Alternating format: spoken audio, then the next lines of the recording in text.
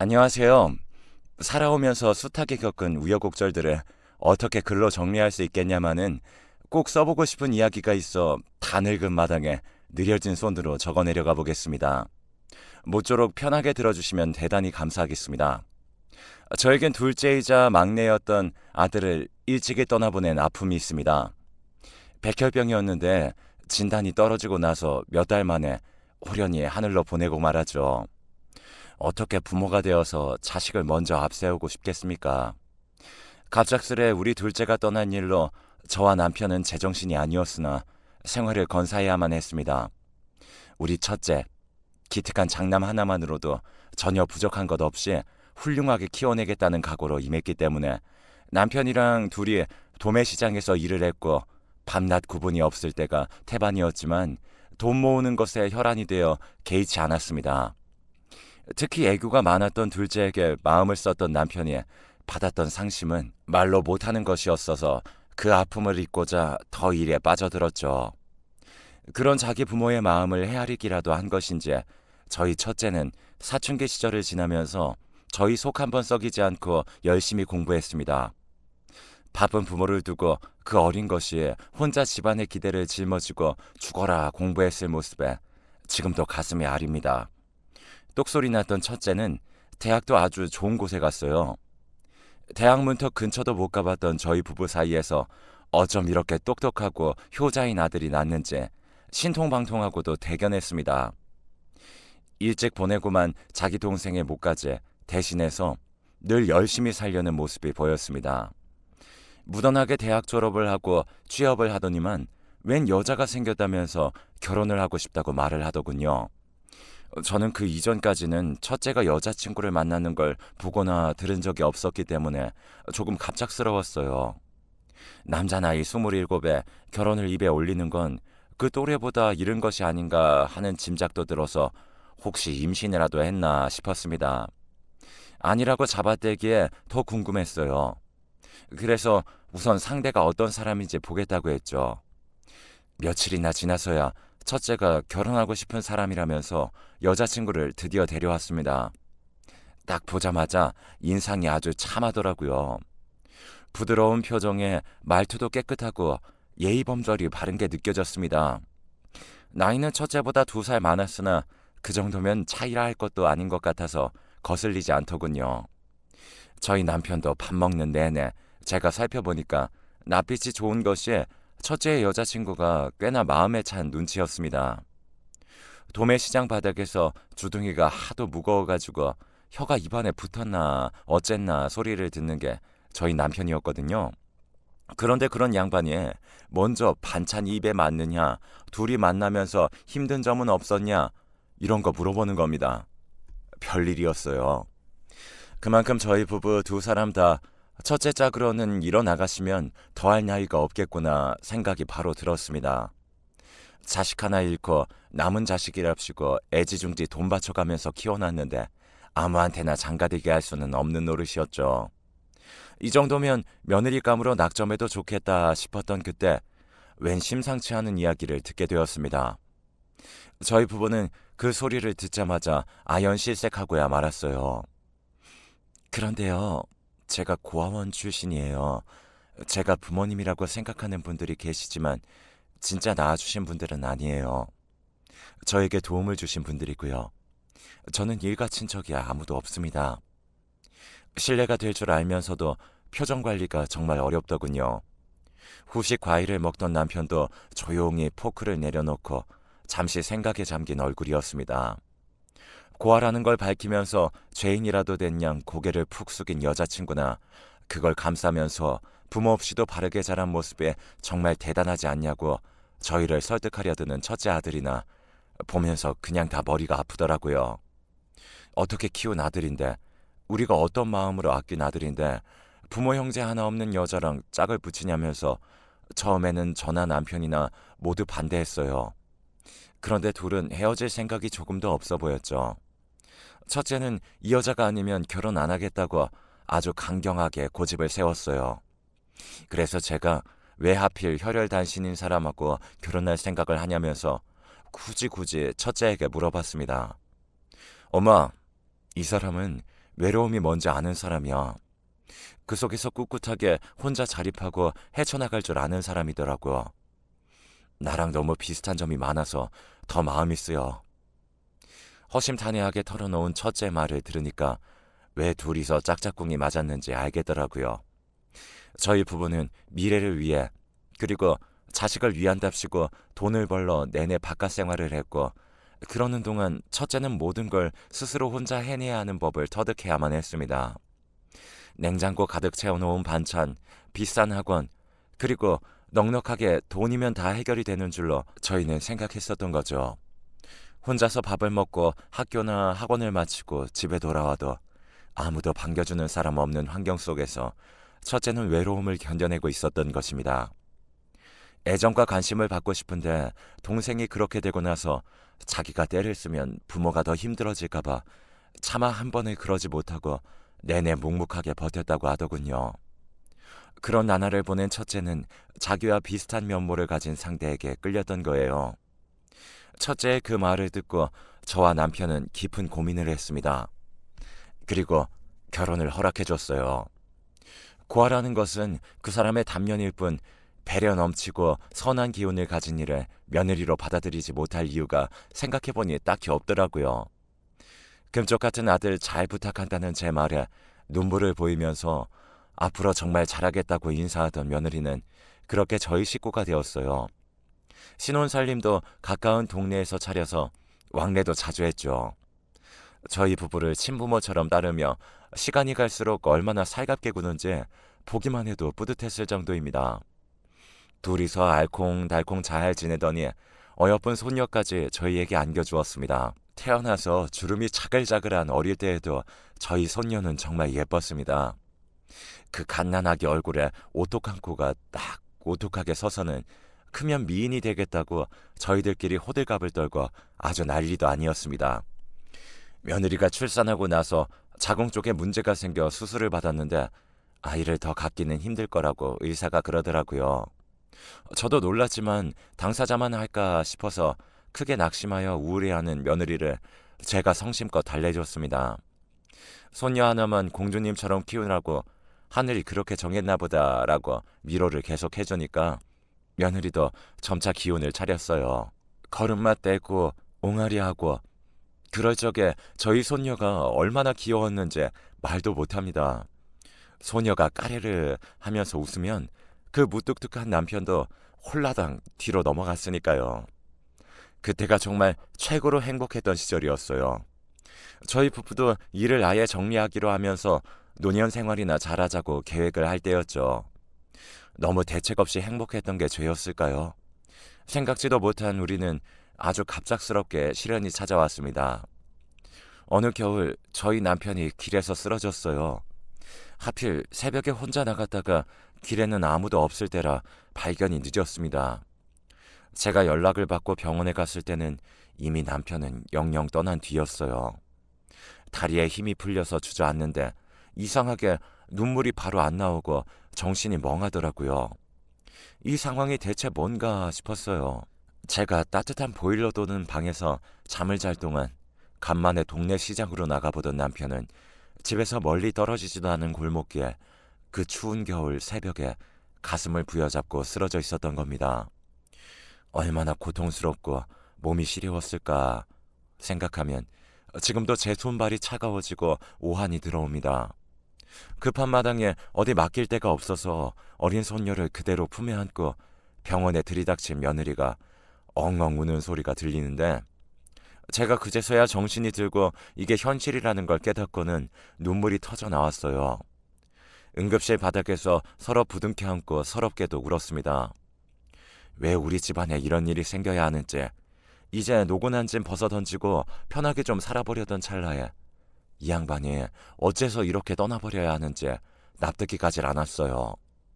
시간이 지나도 이게 꿈인 것만 같고 자꾸만 실감이 안 나서 기력 없이 지냈습니다. 그런 저를 보다 못한 첫째가 집으로 모시겠다면서 강하게 나왔어요. 저는 극구 거절했는데 며느리까지 나서서 제발 그렇게 하시라면서 눈물로 저를 설득했어요. 마지못해 그때부터 첫째네로 들어가 살았습니다. 아마 그때 저는 혼자 있었다면 늘상 우울한 늙은이가 되었을 거예요. 손녀가 쑥쑥 커가는 걸 보면서 보람된 마음이 느껴지는 것을 벗으로 삼고 살았습니다. 제가 워낙 집안일을 알아서 잘하다 보니 며느리도 다시 직장에 나가서 자기 생활을 할 수 있었기에 서로가 좋은 환경이었던 것 같네요. 우리 손녀는 항상 예쁘지만 그 예민할 나이에 둔한 할머니한테 짜증 한번 안 부리고 착한 것이 학창 시절에 유독 예뻤습니다. 반듯하게 손녀 교복을 다려주는 재미도 있었는데 어느덧 세월이 흘러 대학에 가는 걸 보면서 감개무량했습니다. 대범하기는 또 얼마나 대범한지요. 대학을 다니면서 외국 유학을 혼자 알아보고 공부를 열심히 했어요. 자기 부모가 둘 다 영리하니까 저런 모습도 물려받았구나 싶어서 아주 흐뭇했습니다. 그렇게 손녀 농사까지 잘 지으면서 평탄한 노년으로 접어드는가 싶었습니다. 가장 끔찍한 비극이 눈앞에 닥쳐오는 줄도 모르고 저는 그렇게 방심하고 또 안심했습니다. 저희는 모든 걸 바쳐서라도 가능만 하다면 시간을 돌리고 싶은 그날은 유난히 날이 화창하고 구름 한 점 없는 날씨였습니다. 제가 며칠 전부터 드라마에 나온 갈대밭 관광지를 가고 싶다고 노래를 불렀어요. 그래서 일기예보가 좋겠던 주말에 같이 나들이를 가기로 되어 있었습니다. 어학시험 날짜랑 겹친다고 손녀는 빠지기도 했고 나머지 셋이서 일정을 잡고 하루 묵을 리조트도 예약을 했고요. 그런데 제가 기가 막히게도 하루 전날 잠을 잘 못 자서 허리가 영 뻐근했던 겁니다. 어깨도 크게 쑤시는 것이 느긋하게 관광지를 갈 컨디션이 못 되는 것 같아 저는 집에 남게 되었습니다. 모처럼 둘이 오붓하게 시간 보내고 오라면서 첫째와 며느리를 배웅했어요. 관광지에서 하루 자고 오는 곳으로 알고 있었는데 저녁 때가 다 되니까 전화가 오더라고요. 그냥 리조트 안 가고 집으로 올라오는 길이라고 했습니다. 아깝게 왜 그러냐니까 시험장 근처에 있는 친구네에서 잔다고 손녀가 외박도 하는데 그럼 저 혼자 주말에 아픈 몸으로 있는 것이 마음에 걸려서 안 되겠다는 겁니다. 저는 내심 감동을 받아서 그러냐 알겠으니 조심히 와라 이렇게 대답을 하고 말았습니다.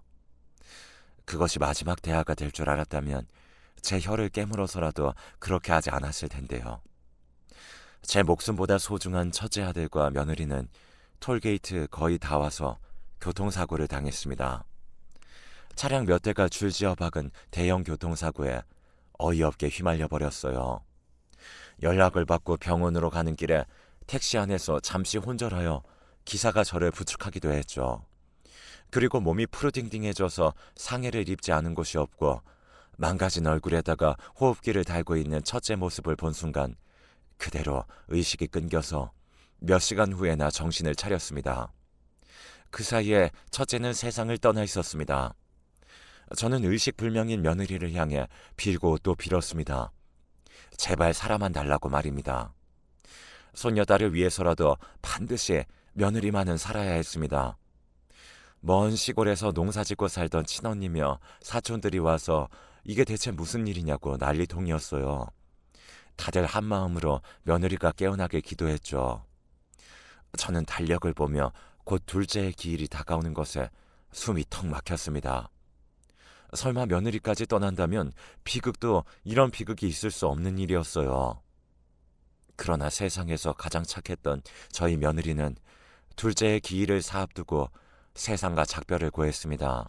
그때 저는 정신적 충격으로 앞이 잘 안 보이는 증세를 한동안 겪게 되었고 일상생활로 돌아오는데 많은 어려움이 있었습니다.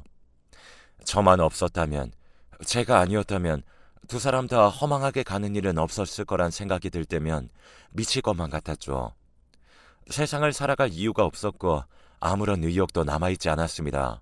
오로지 손녀에게 자기 할머니마저 연달아 떠나보내는 참담함을 안겨주고 싶지 않다는 일념으로 버텼습니다. 자기 부모를 죽음으로 몰게끔 원인 제공을 한 저의 존재가 손녀로서는 견디기 힘들 것 같다는 짐작이 들었습니다. 원망의 화살을 받아 마땅하면서도 정작 그 슬픈 눈을 맞을 용기조차 없어서 저는 손녀를 마주하지 못하고 몇 주를 지냈습니다. 그런데 어느 날 저를 앞에 앉혀놓고 손녀가 이런 말을 하는 겁니다. 할머니, 저 유학 생각하고 있어요. 계획은 이미 다 세워놓았기 때문에 돈만 마련하는 대로 출국하려고 해요. 가면 아마 몇 년은 돌아오지 않을 거고 어쩌면 그곳에 눌러 살게 될지도 모르겠어요. 서글픈 마음이 들면서도 한편으로는 잘 되었다 싶었습니다. 저는 삶에 미련이라는 게 없었어요. 한 줌의 재가 되어 하늘로 흩어지기만을 바랐죠. 그 어떤 욕심도 남아있지 않았기 때문에 재산을 모두 손녀에게 줬습니다. 저희 남편하고 제가 죽을합시고 벌었던 돈입니다. 이런 큰 액수가 있는 것을 집안 사람들은 그 아무도 알거나 짐작하지 않았고 오로지 첫째만 알고 있었는데 이제 떠났으니 아는 사람은 없었죠. 그 돈을 몽땅 손녀에게 주면서 유학도 가고 네가 하고 싶은 건 뭐든지 하면서 살라고 해줬습니다. 저는 한적한 시골로 가서 아는 이 없이 혼자 조용히 살고 싶으니 이해해달란 말도 덧붙였죠. 저란 사람은 이미 죽은 것이나 다름없었기에 유산을 물려줘도 상관없는 시점이었습니다. 앞으로 각자 어떻게 살지는 모르겠으나 부디 행복하라면서 제가 마지막 인사를 건넸고 소녀는 가슴속에 하늘 토해내듯 오열했습니다. 부디 외국의 생활이 저희 손녀의 다친 마음을 어루만져주고 회복시켜줄 수 있기를 바랄 따름이었습니다. 저희 손녀는 그렇게 준비했던 유학길에 올랐고 저는 모든 걸 정리한 채 거처를 옮겼습니다. 머릿속에는 이미 가고 싶은 곳이 그려져 있었어요. 언젠가 방송에서 봤던 경남의 섬이었습니다. 생전 도시에서만 살던 사람이 일반 시골도 아니고 섬 생활을 하기란 불가능한 과정이었으나 저는 꺼리낄 게 없었어요. 혹시나 저를 찾을까봐 집안 사람들 몇 명에게 자연을 벗삼아 조용히 살고 싶으니 저를 영영 내버려둬 달라는 부탁을 미리 남겼습니다. 남편을 잃고 두 아들을 잃고 며느리까지 잃은 저를 다 알고 있으니 모두 납득해 주었어요. 저는 여러 차례 우여곡절을 겪으며 섬마을에 정착하게 되었어요. 세상과 단절되어 사는 것만 같은 환경에 갑갑하기는커녕 저에게 알맞은 곳이란 기분이 들었습니다. 사라지는 대로 몸을 맡기고 하루하루 시간을 버텨내며 지냈습니다. 할 일 없이 있다 보면 안 좋은 생각이 계속해서 줄지어 들었기에 소일거리를 하면서 보냈죠. 부디 어여쁜 우리 손녀가 해코지 당하는 일 없이 늘 건강하기를 기도하는 것도 잊지 않았습니다. 그들만의 오랜 공동체가 형성되어 있는 동네였고 초반에는 무시와 텃세를 번갈아 겪었지만 저는 그것도 개의치 않았어요. 뭐가 어떻게 되든 아무런 상관이 없었으니까요. 서서히 일원으로 받아들여지면서 몇 년이 지났을 때는 제 이야기를 털어놓을 수 있었네요. 혼자 섬에 들어온 저를 보면서 심각한 사정이 있었겠거니 했지만 설마 그런 지경으로 힘든 일이 있었을 줄은 몰랐다면서 다들 안쓰러운 시선을 보내주었죠. 저는 제 가족들의 기일이 오면 잊지 않고 모두 챙겼습니다. 적적함을 달래기 위해 어느 때부터 일기를 쓰기 시작했는데 거의 손녀에게 보내는 편지 형식이 되더라고요. 자나 깨나 손녀가 어디서 사고는 당하지 않았을까 늘 걱정이었어요. 그렇게 홀로 살아가던 어느 날이었습니다. 핸드폰으로 유튜브 소리나 크게 틀어놓고 밭 근처에 나팔꽃씨를 골라내고 있었습니다. 작은 그릇에다가 나팔꽃씨를 담고 있는 도중에 자꾸 말소리가 섞여 들리는 것 같은 겁니다. 착각인가 싶어서 아리송하다가 옆에 인기척이 다가오길래 깜짝 놀래서 고개를 돌려봤죠. 저를 몇 번 불렀는데 반응이 없으니 지척으로 다가온 사람은 예쁜 아가씨였습니다. 옷을 잘 차려입고 제 옆에 선 그 얼굴을 많이 올려다보는데 이럴 수가요. 바로 저희 손녀였습니다. 세상에나 이게 무슨 일이야? 아이고 우리 강아지 아니냐? 할머니 그동안 별일 없으셨어요? 지체할 것 없이 손을 붙잡고 제 손녀가 정말 맞는지 그간 몸이 상한 곳은 없는지 살펴보았습니다. 제가 정신없이 누나를 굴려대니까 손녀가 작게 웃는 소리를 내더라고요. 그제야 실감이 나서 10여 년 만에 내가 다시 살아생전에 손녀를 만났구나 싶었습니다. 주책맞게 눈물이 흐르려고 해서 얼른 훔쳐 닦아내고 여길 어떻게 찾아왔냐고 물어봤죠. 못 찾아올 게 뭐가 있어요. 요즘이 어떤 세상인데. 그럼 제가 할머니를 못 찾을 것 같았어요? 희죽하니 웃는 손녀의 인매를 참으로 오랜만에 보면서 가슴이 벅찼습니다. 건강하게 잘 살아있어 준 것을 감사했어요. 저희 집으로 함께 가서 우선 그동안의 이야기 보따리를 풀어냈습니다. 손녀는 외국에서 공부하는 동안 인맥도 쌓고 사업적인 구상을 하게 되어서 한국에 들어온 뒤로는 계속 그곳에 몰두하였다고 했습니다. 일이 잘 풀리고 나면서부터는 저를 찾을 생각을 했다더군요. 저는 저만 괴롭고 슬픈 줄 알았어요. 그런데 시간이 흐를수록 할머니 생각을 하게 되더라고요. 저에겐 어렸을 적 돌아가신 작은 아버지가 계셨다고 했잖아요. 할머니는 아들을 모두 잃고 그것만으로도 충분히 괴로운 일인데 배우자와 며느리까지 모두 먼저 보내셨으니까요. 손수 키우시며 아껴주신 손녀딸을 두고 혼자서 살아갈 결심을 하실 정도였다면 그 상심이 얼마나 크고 깊었을까 하는 생각에 계속 맴돌았었어요. 제가 할머니를 안아드리고 진심을 다해 위로해드리고 싶었는데 그때는 제가 너무 부족했어요. 그럴 그릇이 되지 못했어요. 저 하나 스스로 건사하는 것도 힘들다고 생각해서 혼자 도망쳤어요. 할머니, 너무 죄송해요. 이렇게 늦게 찾아와서 너무나도 죄송스러운 마음뿐이에요. 울면서도 또박하게 말하는 손녀를 보면서 먼저 간 며느리 생각이 났습니다. 선한 마음씨에 매사 똑 부러졌던 며느리를 빼닮은 구석에 그대로 보이는 것에 가슴 한 구석이 아릿해지면서 이렇게 어여쁜 아이를 두고 비명횡사한 식구들을 마음속으로 추모하였습니다. 그리고 늘 어깨가 무거웠을 손녀를 가만히 안아주었어요. 무탈하게 지금까지 잘 커준 것만으로도 최고의 효도를 한 셈이니 아무런 죄책감도 갖지 말라고 신신당부를 해주었습니다. 여러 대화를 나누다가 손녀가 지금 한다는 일 얘기도 듣게 되었는데 아주 깜짝 놀랄 만한 것이었어요. 손녀가 핸드폰으로 보여준 사업장 사진을 보고선 입이 떡 벌어졌네요. 특허까지 내서 동남아 나라들 위주로 마사지기를 수출하고 있었대요. 본격적인 성과를 거두기 시작한 지 딱 1년이 되었다고 했습니다. 규모가 커지면서 투자를 더 늘리느라 성과만큼의 돈을 만지진 못했으나 풍족하게 살 정도로는 벌었다더군요. 그야말로 놀랍고도 기특한 사실이었습니다. 갓난쟁이 코올리게 시절부터 봐왔던 손녀가 어느새 멋진 사회인이 되어서 사업도 운영하고 큰 돈을 벌고 있다니 들으면서도 쉽사리 믿어지지가 않을 지경이었죠. 제가 어안이 벙벙해져 있으니까 손녀가 더 대단한 일은 따로 있다면서 일러주었습니다. 바로 기부 얘기였어요.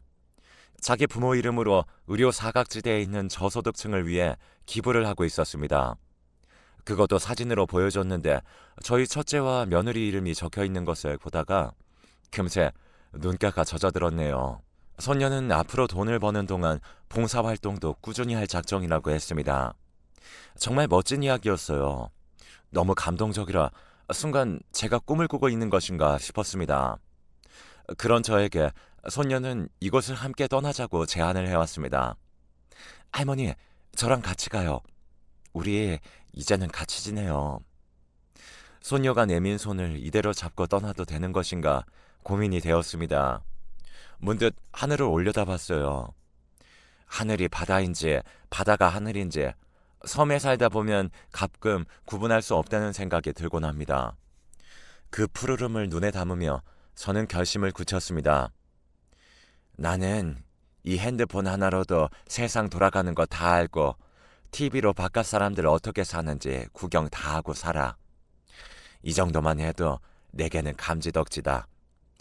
이미 옛날 그때 버린 미련들 구태여 주워 담을 필요가 없구나.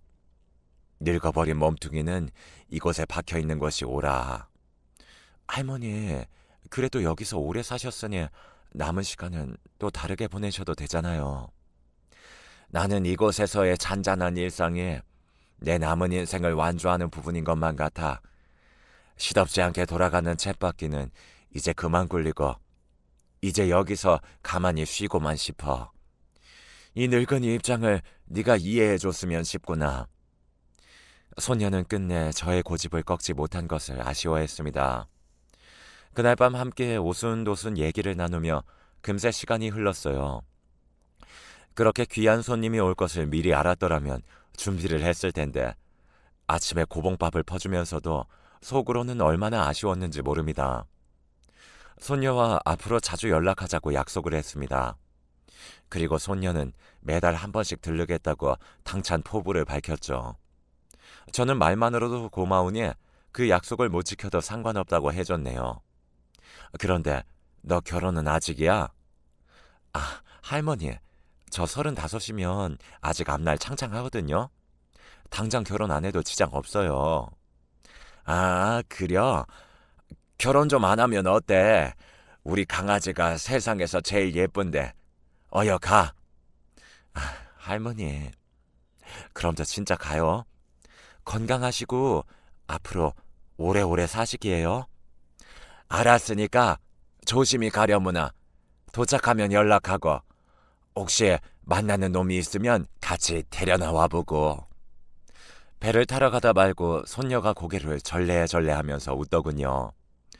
눈치로 보건대 만나는 사람이 있긴 한 것 같아서 왠지 다행이란 생각이 슬쩍 피어올랐습니다. 저희 손녀가 외롭게 지내는 것은 제가 질색이니까요. 만남은 떠난 사람보다 남겨진 사람이 허함이 크다더니 그 말이 딱 들어맞았습니다. 손녀가 하루 머물다 가고 난 그 이후로 허전함이 쉽게 가시질 않네요. 잡생각이 많아진 바람에 마음을 가라앉히고자 저의 지난 날을 끄적거려 봤습니다.